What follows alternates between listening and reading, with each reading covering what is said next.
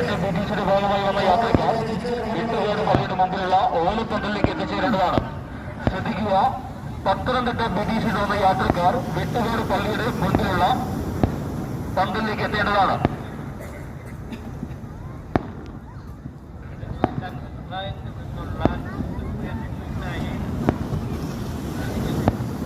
ശ്രദ്ധിക്കുക, വെമ്പായത്ത് നിന്നുള്ള യൂസഫ്, ആസിയ, അനീസ എന്നിവരെയും കാത്ത് പിതാവ് KSRTC ഓഫീസിന് മുന്നിൽ വെയിറ്റ് ചെയ്യുന്നു.